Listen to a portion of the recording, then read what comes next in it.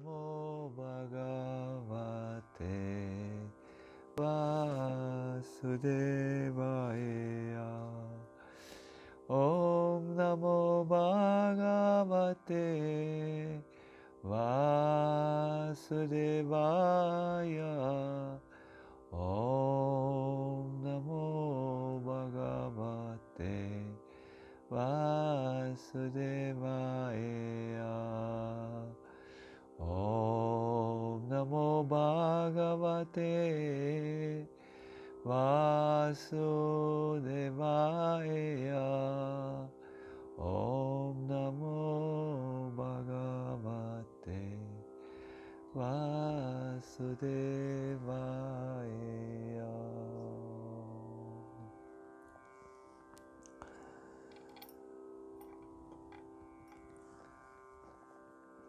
Welcome everyone.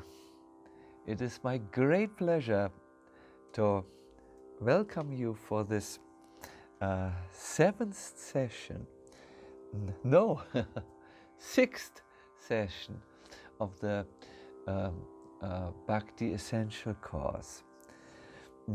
For all of you who wish to know, this course is designed to spark your spiritual journey and to also give you a good fundament of philosophy,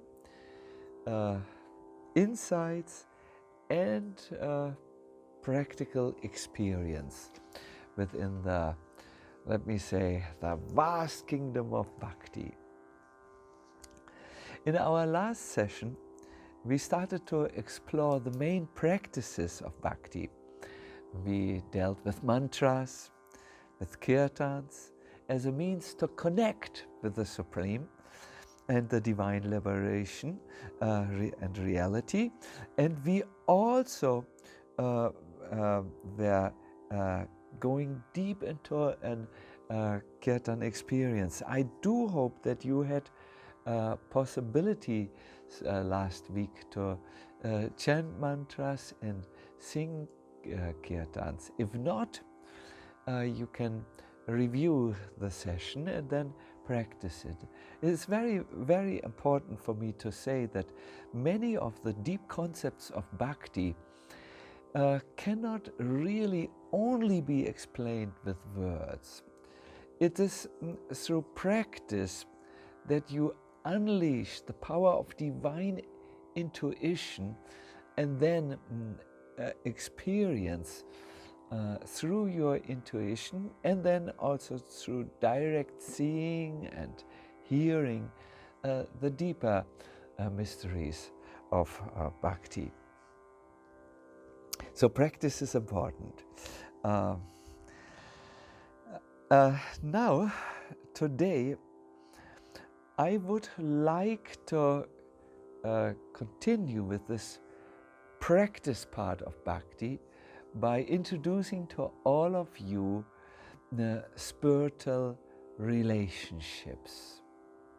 Yes, the way you conduct your relationships, either spiritually or differently, will help you to really make an experience of Bhakti. It is from spiritual people that we get inspiration, that we can be uplifted, that we can obtain the much necessary support and inner strength to continue on our journey. Association is really, really powerful and very effective in doing this. I think we all know that association can bring out the best in us, and if we have association which is not appropriate for us on this level where we are at present, then association can also draw our energy, drain us, and be not favorable for our spiritual growth. So this is an important point. How do we associate with each other to bring in a maximum amount of inspiration and a maximum amount of Shakti or energy that lifts us up in Bhakti? And this will be precisely our subject matter, how to do this. The best way to really understand what happens in association is to give the example of the sitar. I think you all know the Indian string instrument. It's usually held like this. And it can bring out a lot of sound. Now, in this instrument, you find melody strings, which are, activated by the certain positions of the hand, and which are struck so that they sound. Now, underneath these melody strings, you find so-called resonance strings. When you play on the melody strings in a pitch, in a tone to which these underlying resonating strings are tuned, they will make a very beautiful sound, something like this, and give the sound a lot of fullness. But these resonance strings are activated not by being struck, but by sound, which comes from the melody strings. So all of us, in some ways, have these inner strings. It's internal knowing, it's our eternal being, and it is also this unlimited bliss.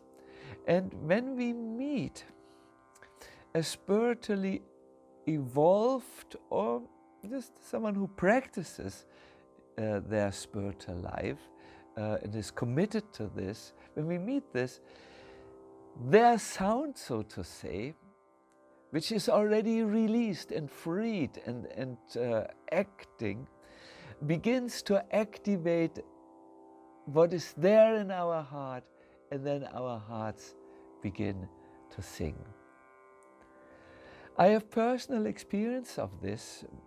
I had heard about my spiritual teacher, and I had read a little bit in one of his books, and I thought, let me meet this person and see what type of impression he leaves with me.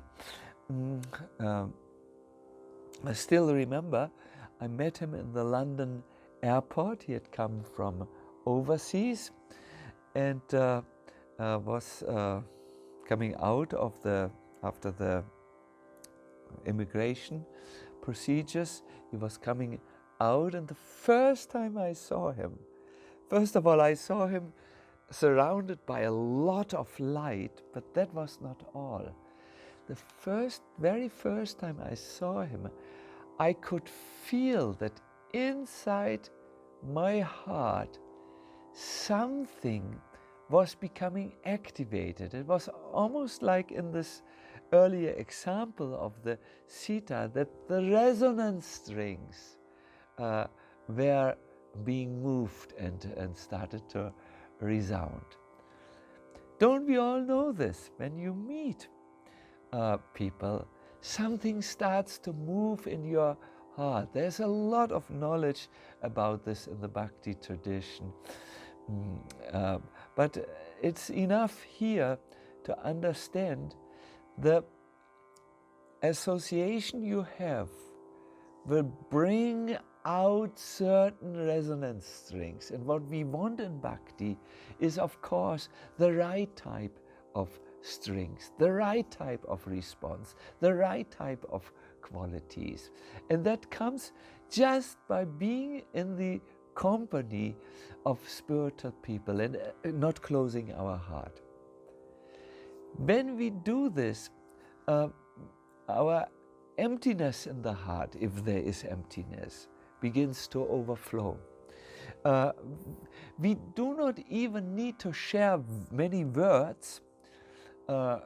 Just being in the association has that awakening Shakti, where something inside of us is brought to life. That is the explanation which Bhaktivinoda Thakur, a great Bhakti master, gives us. And that is also the reason why spiritual association is so absolutely necessary. Now I would like to ask a question. What makes a spiritually oriented association different from just hanging out as friends or having a British tea party? What is the element that makes an association spiritual?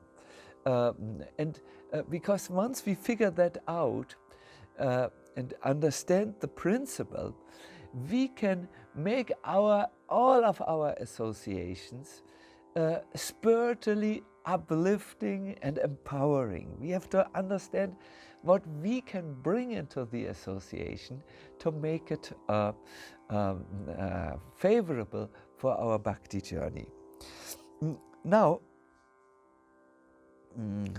one thing we need to know is when you meet with any type of person, doesn't matter what he or she is, there is a type of space between you. I'm not speaking here of the physical space of maybe being 1 meter or more apart from each other when we meet and speak. No, I mean a relationship space. It will become very clear what we mean with this. It is this space, this is the easiest way to explain it, can be filled with certain things like understanding, inquisitiveness, being non-judgmental and accepting.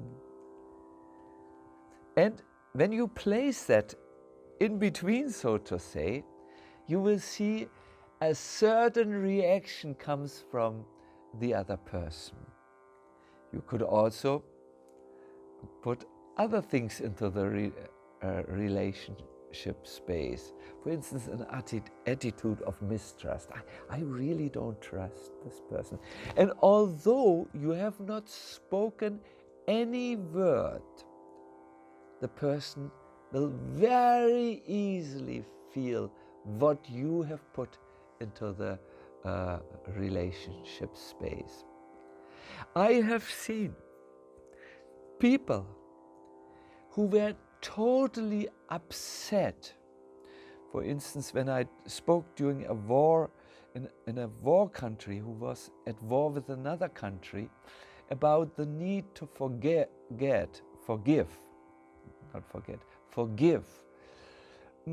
One person in the audience, he was dressed in the dress of a soldier, was so upset with me. He said, after the lecture, he came forward, he said, "You don't know what you are speaking about. If you have seen that your friend next to you was killed by a bullet from the enemy, just and died in front of your eyes, there is no question of forgiveness. You talk so much theory, you monks." He was really upset. I mean, it was not just something he said, his feelings were boiling. And when after the program, I went out of the hall, by the back entrance to the stage, I saw the shadow coming towards me. He had waited for me, and he was ready to hurt me. He said, "What would you do if I would now punch you so hard that blood will flow?"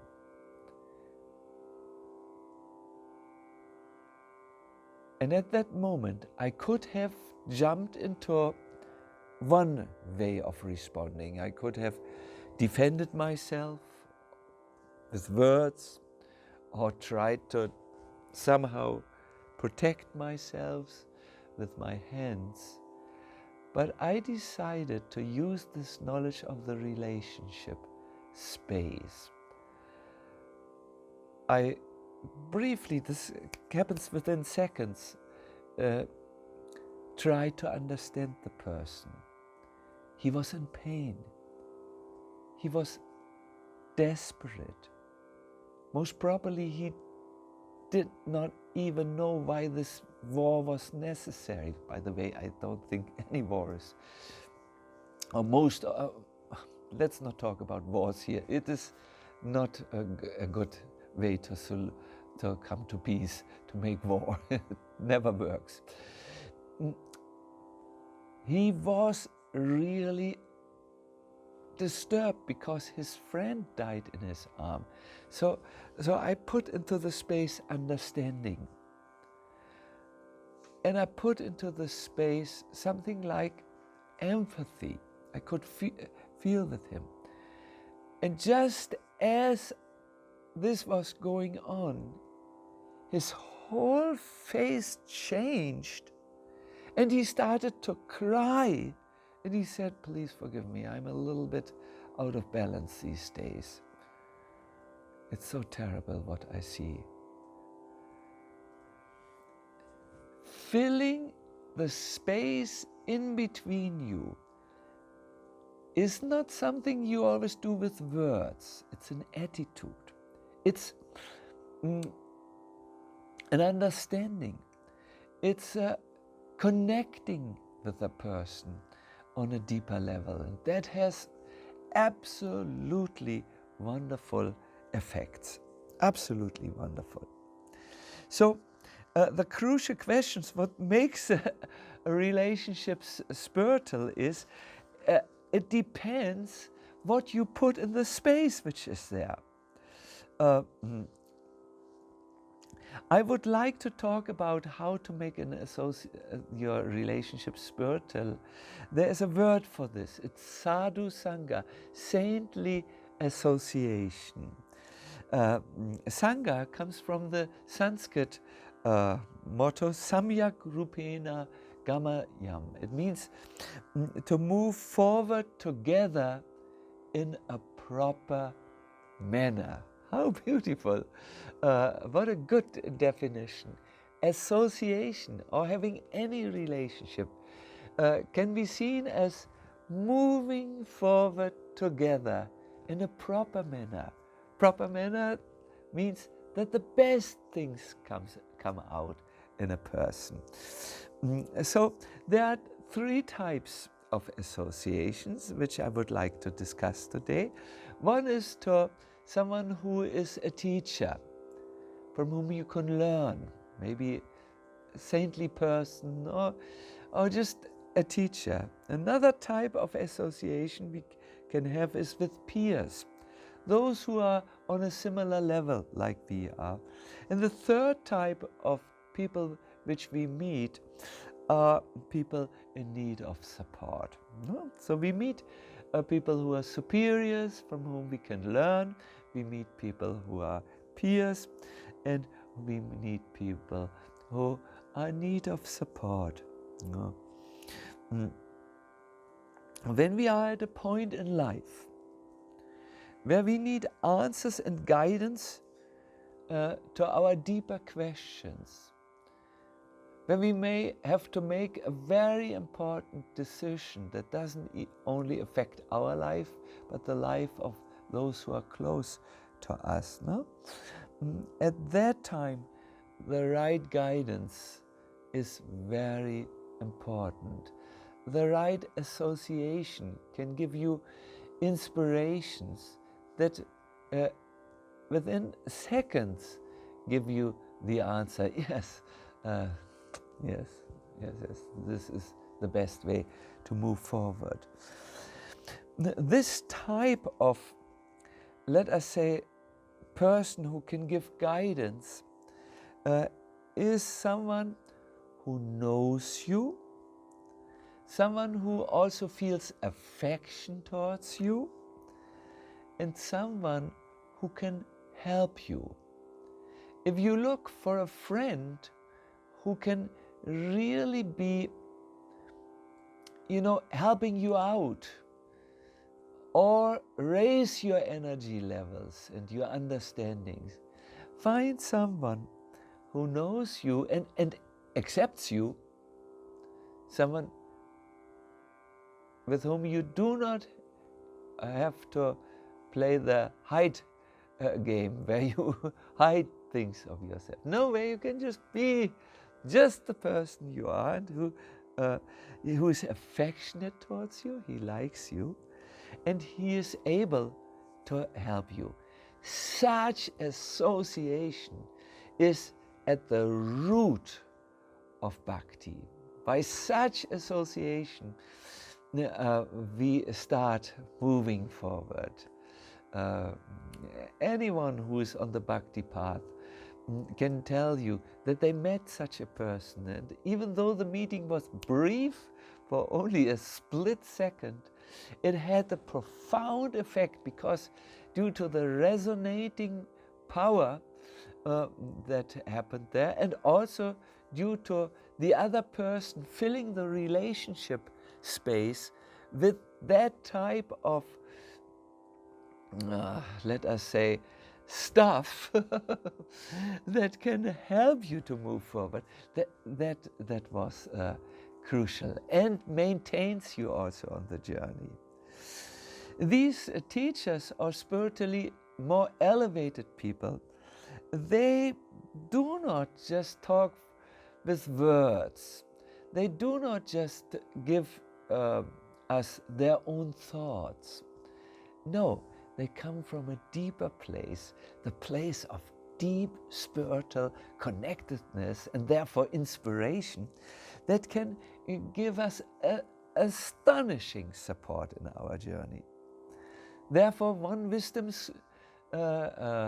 scripture, it's the Bhagavad Purana, says, just as cold, fear, and darkness are eradicated for one who approaches fire, so dullness, fear, and ignorance are destroyed for one who is in association with people who are spiritually elevated. Yeah. When you come close to a fire, and it's in the winter, then you will see that the cold goes away, any fear, especially when you are in a lonely place, goes away. I heard wolves are respecting fire, and other wild animals respect fire, don't come close to someone who's near. And also the darkness gets chased away by fire. Those of us who like to walk in nature, and sometimes their walks are a little bit too long and they don't get home because darkness overwhelmed them, know how happy they are when they see some light in the distance, some fire, because now an orientation is there, and so on. So just like this is so perceptible. You get light, you get warmth, and you get freedom from fear. In the same way, it is perceptible. It's really not something which we just hear about, but you can experience it immediately when you come to spiritually elevated people. Your own dullness goes away. I'm sorry, that's a strong word, but sometimes we are a little bit covered, so to say. We are not in our strengths. Fear of problems which you feel overwhelmed by, and you feel, I don't know how to solve them, and even ignorance is destroyed in such a company. So when you are with these spiritually elevated people, there are 4 things which you can put into the relationship space, which will help you to benefit in the best way. Be in a submissive state of mind. Don't show off with the knowledge which you have, but be in a submissive state of mind. Show some respect. Offer a service to them. Maybe you want to give them something that they need. Simple things. It could be a nice soap or tooth cream or fruits. Fruits are very good. And then try to please them. By the way, spiritually elevated people are most happy when they can be of help. Then they are very pleased with you. So, one basic rule is, when you have association with these spiritually elevated people, don't envy them. Don't try to push yourself above them. It is interesting that there are 2 types of association with spiritually elevated people. One is to be in their physical proximity, just near them when they give a lecture or whatever, or so on. The other, which is most properly more useful all the time, is to be in association by hearing from them. The one is called Vapu, the second is called Vani in the Bhakti tradition. By hearing from spiritually elevated people, by just listening to lectures, reading books, going online and hearing from them, you can also feel how these spiritual resonance strings, these spiritual sites in you start to become activated. I would like you now to take a little moment in your life, just a few seconds, and try to remember how a spiritually elevated person, a teacher, a great yogi, a saint, has influenced you in your life by either being in his physical proximity or just reading something about him or what he had written. Just let us for a moment think how we were positively influenced by such type of association.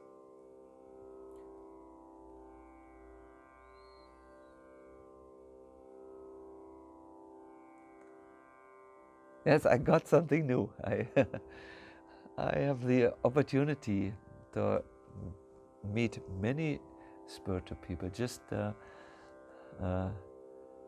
yesterday I met a high-ranking Lama, very realized soul, and I got so much from that brief meeting which was there. Very grateful, actually. Let us move now on to the next type of association, and most probably that will be very interesting. I will also make an active learning exercise with you. It's about associating with peers.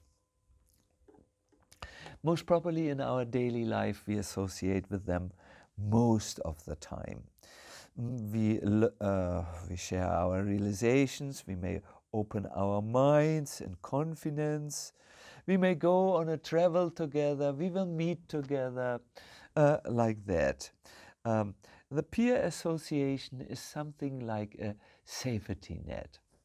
I have one very saintly friend who told me that once in California he visited the redwood trees. You know, these trees which are sometimes higher than 100 meters and which are said to be more than 3,000, some say 5,000 years old.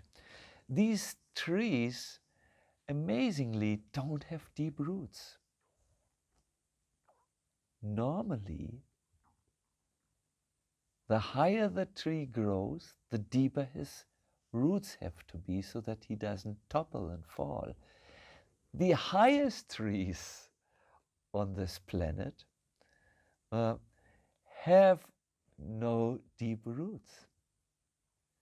What they have is, they have roots which extend sidewise. And they meet these roots and build a network under the earth which holds them. This network is so nourishing, by the way, that if it happens that a tree burns down, there are also fires, forest fires, it can burn down to the stump. But because the roots are still connected with all these friendly other roots, it gets so much strength and juice and nourishment that it starts to grow again. Yes. So in a spiritual life, we want to learn from the redwood trees. We want to have nourishing association with others that help us grow even when we are sometimes down to the stump. And I would like now to do something which I consider maybe the most important part of this presentation. I would like to make a little exercise through which you can spiritualize your relationship. It will be quite, let us say, for some of you, it will be an exercise which brings you to the next level, hopefully. So, let me introduce it.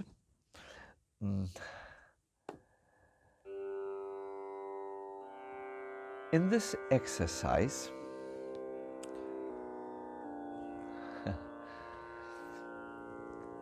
powerful exercise really, we will transform the quality of difficult relationships. We want to extend in spiritual life our compassion, our goodwill to all types of people. And it will do a lot in harmonizing the relationship. Sometimes it will help you also to make what we can call a very clean completion of the relationship. In other words, that it's over, but it's clean. There is no karmic debts or no entanglements and nothing in the air which is unresolved. We will do this by inviting a person in our mind with whom we would like to have a better relationship. It could be a colleague, a neighbor, a relative, and even a person who was once close to us, but who is now no longer so close. In other words, we will invite someone in our mind to sit before us, and we will then work with the relationship space by putting things in there which will cure the relationship, or if it is not so difficult, which will raise it to the next level. Before we begin, think of a concrete relationship with a very concrete and real person. A relationship which you would like to transform.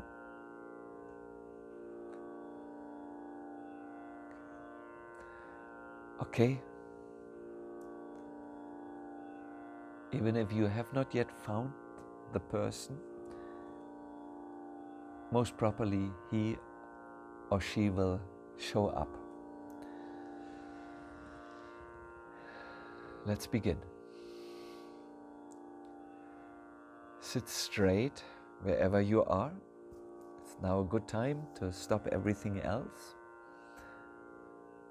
and center yourself by calming your thoughts and by being absolutely present.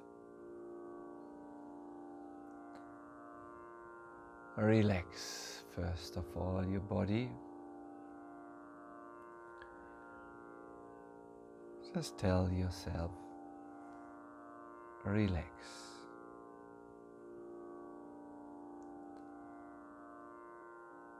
Take a few deep breaths in and out, in and out.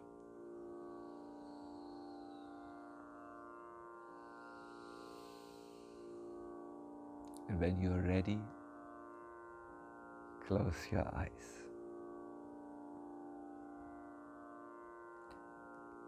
Now, in your mind's eye on meditation, invite the person of your choice.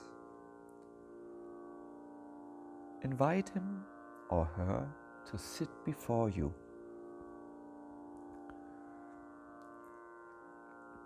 If you sit on the chair, invite them to a chair which is just opposite to you.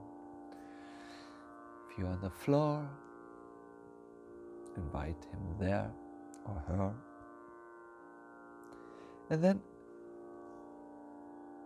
welcome them. After all, they are there with you now. Look at them and acknowledge the emotion you feel. Maybe disappointment,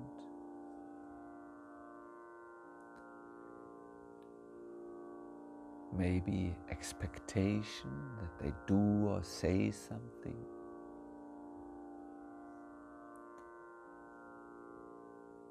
Anger, sadness. Acknowledge the emotion, but do not dwell on the emotion.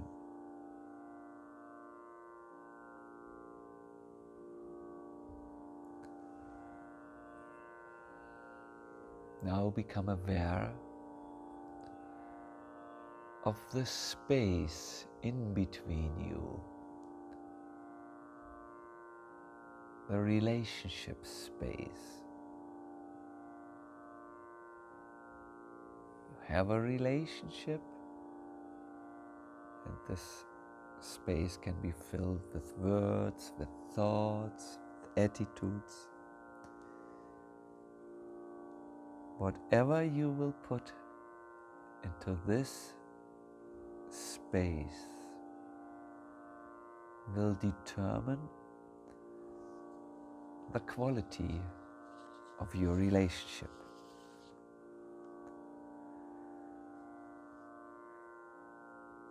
Start by filling the space between you with a feeling of appreciation that they have come.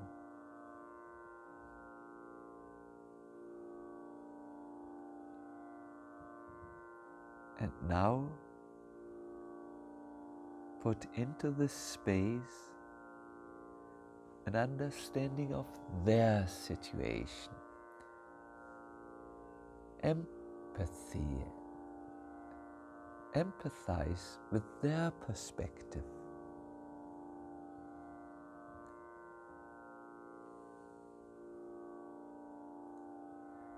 Finally, move on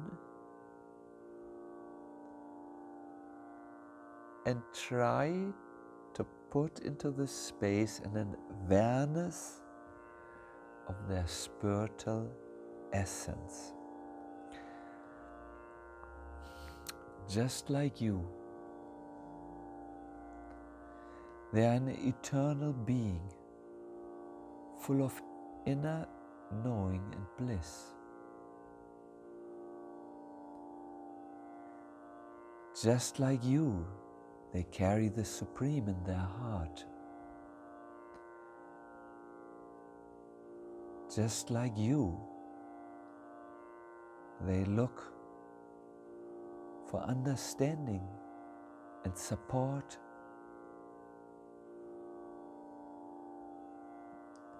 And just like you, they are only learning and growing in life.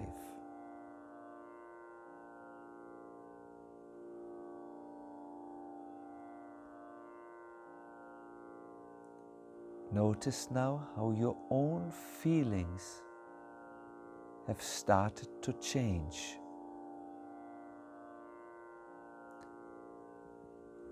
And with this, notice how the quality of your relationship is shifting.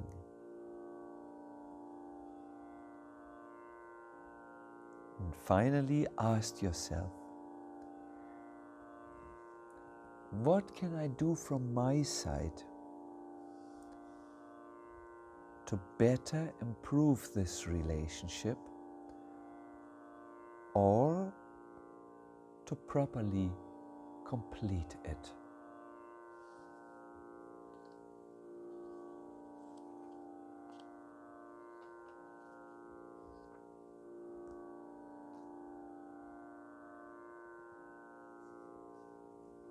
When you are ready, come back to room awareness, take your leave before,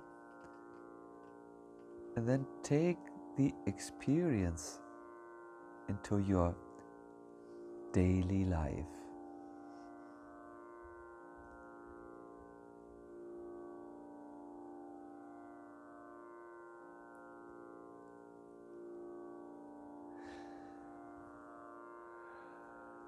Good. I would suggest that if something came up, don't act immediately upon it. Wait for a couple of days. When that is still, the insight is still there and you think it is good, then act carefully and considerate on the inside. And you will actually see by this type of spiritual association, even with difficult people, with easy friends and spiritually superiors, that's not necessary. But with others, it is highly helpful. Finally, I can't get into much detail, is when you see people who are in need of support, don't look down upon them. Why they don't know this, or why they don't have this. Be compassionate and see how through your words and actions you can raise them. The whole idea of spiritual relationships is to rise the spirit. That's a question. What makes the spirit rise? And the answer, the Mahabharata, is two things: wisdom and spiritual or spiritualized association. This is very, very powerful.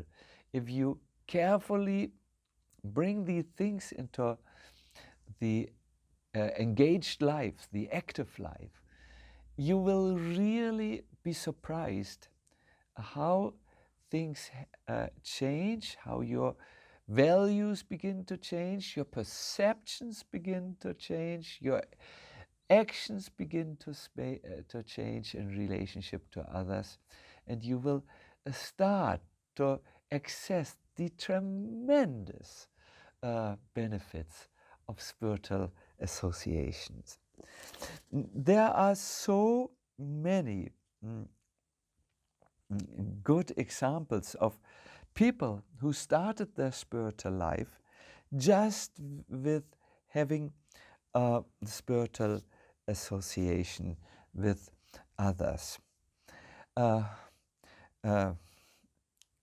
The greatest saints became what they are by the initial impulse of spiritual association and by being maintained by spiritual association.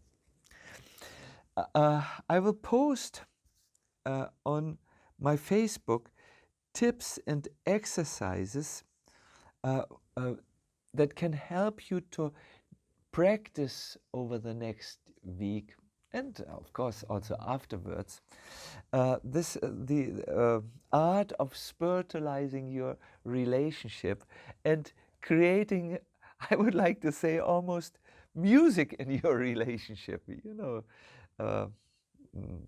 Remember the example of the resonance string, because what you put into the space will resonate back into your life from the other persons.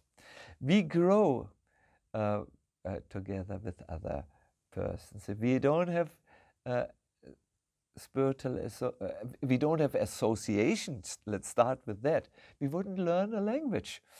We would not know many things which are important. Now in spiritual life, just we need spiritually minded people so that we learn the language of the spirit, that we learn to act in the proper and positive and conducive way in our lives. So good. You will find tips and exercises what you can do to spiritualize your association based on the tradition.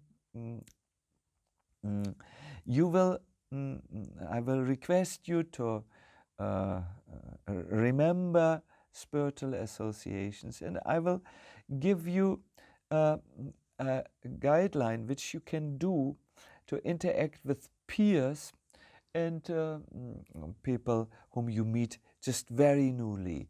How you can meditate that the Supreme is in their heart, how you can start to listen in a way that you also hear what was not said, and how you can share Bhakti with them. But for now, I want to just make a few announcements. First of all, we will post the recording of the guided meditation which we just did this evening tomorrow morning, Wednesday, on my Facebook page. In this way, you can also download it from there, and then you have it and can practice it, and maybe invite people to your home and do this, guide them in this meditation. You will really get my notes which I read to you, but in sound, in sound. Good. That's the first thing. The second is the tips and exercises that will keep you inspired to develop spiritual relationships for your daily practice are tomorrow morning on my Facebook page. I think I said this.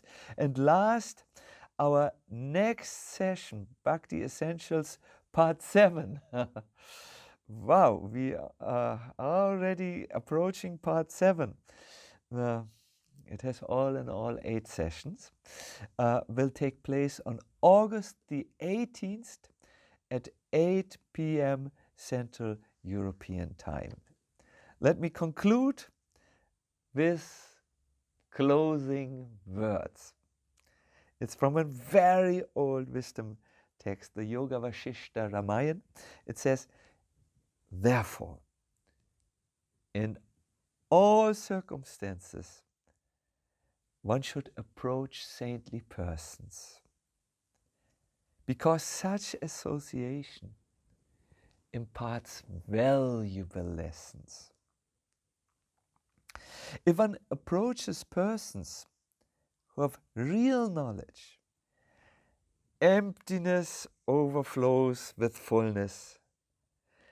Even death becomes immortal nectar, and disasters dissolve like fog when the sun rises.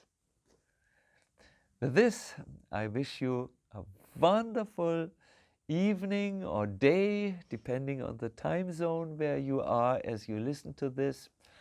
Please don't forget some of the points you might have to go again through this. You can find all the sessions which were given on the YouTube channel, my YouTube channel, and you can listen it, share it with friends. Of course, you know all that. You are knowing computers and how to deal with them.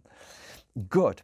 I wish you really all the best. It's very inspiring to give these presentations because, yeah, when one shares Bhakti, one receives Bhakti.